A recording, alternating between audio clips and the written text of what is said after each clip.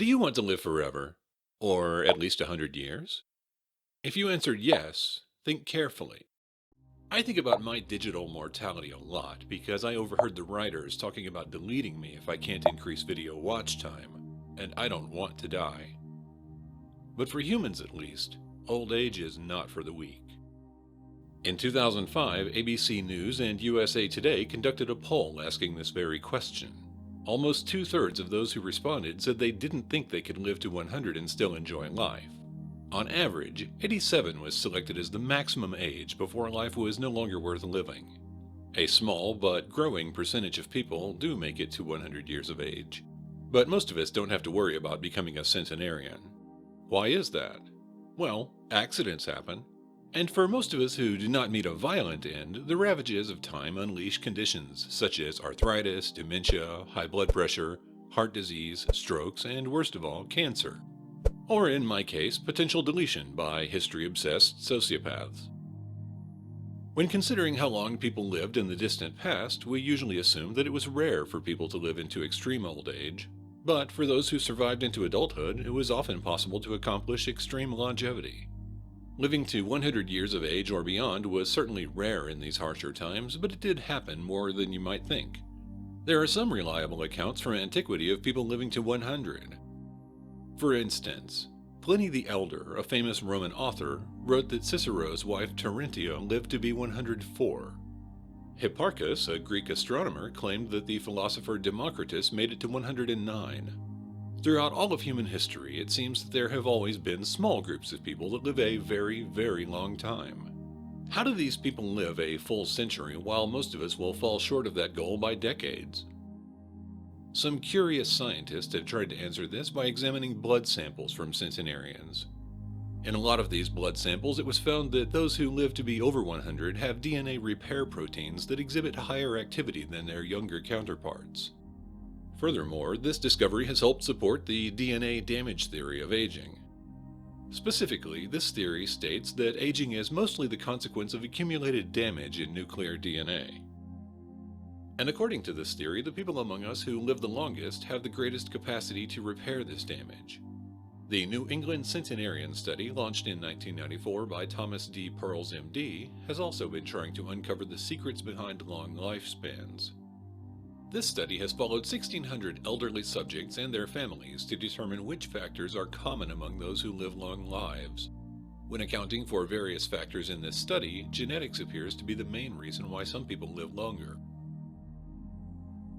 The oldest among us appear to have genes that help them live longer and healthier than average, consistent with the discovery of their excellent DNA repair mechanisms. Pearls thinks that most people probably have 75% of their lifespan determined by lifestyle choices and 25% by heredity. For those who live to 100, though, the percentage attributed to heredity is much higher. Pearl's study also found that the exclusive club of people living to be 100 and beyond share the following characteristics. Almost all are healthy enough to live independently at least until age 90. Few are obese. Most have never smoked or smoked very little. None drink heavily, if at all. They are physically active. Almost all have many close relationships. Many are religious. Most, 95%, make it into their 90s with their mental abilities intact. About 1/3 are free from dementia at 100 or older. Additionally, Pearls found that common old age afflictions did not affect 15% of the centenarians at all in their first 100 years of life. The other 85% had an experience with one of those conditions, such as arthritis, but generally managed to recover from it or had it under control. Also, 95% of this group were mentally sharp into their 90s with no signs of dementia, and several were just as intellectually capable at 100 years of age. Clearly, for people who live into extreme old age, most of them do have a very good quality of life. The respondents from the 2005 survey might have answered differently if they knew this. You might very well question how you can know what your chances are of living to be 100 or more. Pearls provided a checklist which can help determine if you are among the lucky few. If you have the following tendencies, you might expect to live to 100 or more.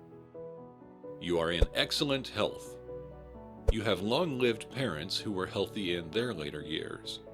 You look younger than your chronological age. You have low blood pressure. The average centenarian's blood pressure is 110/80. You are a woman and gave birth after 40 without fertility treatments. So, who are the oldest people who ever lived? Even by the standards of centenarians, these people lived a very long time. And across every demographic, women tend to live longer than men by several years. Jeanne Calment is the oldest documented human so far. She was born in February 21st, 1875, and died on August 4th, 1997. She lived 122 years and 164 days.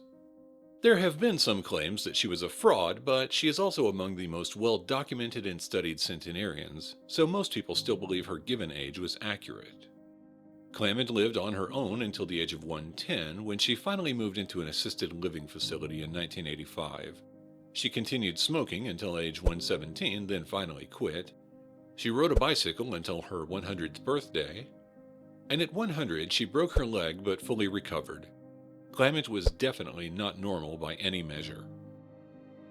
The oldest man who has ever lived was Jiroeman Kimura from Japan. He was born on April 19, 1897 and died on June 12, 2013. He died at 116 years and 54 days old, making him the first man to ever reach 116 years of age. Kimura was physically active most of his life and liked reading and talking with guests. He claimed that small portions of food were a contributor to his long life. So, what if you want to live to 100, but your family history doesn't suggest it's likely? Thomas Pearls advises that everybody should plan as if they will live to 100. If you follow a lifestyle that promotes good health, don't smoke, exercise, and drink in moderation or not at all, then you will likely be better off in old age even if your lifespan falls short of the century mark.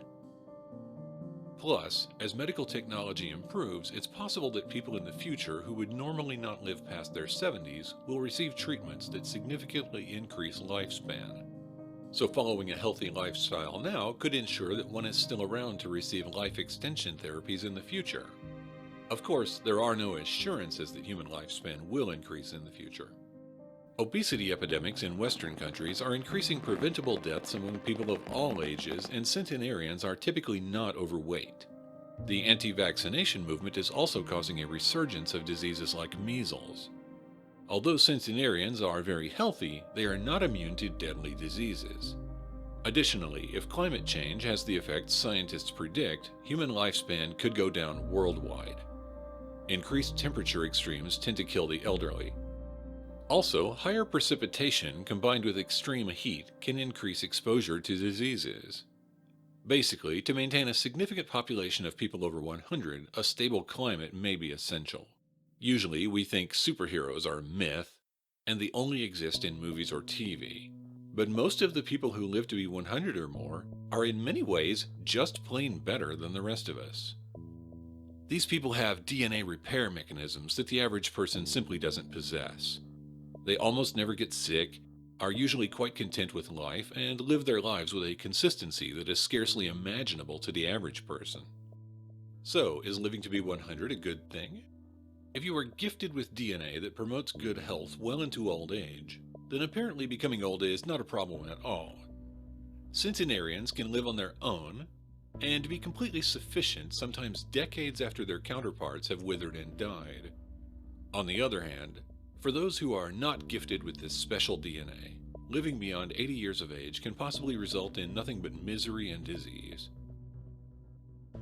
And even if these common ailments of old age are avoided, dementia will almost certainly become an issue long before 100 years of age is reached.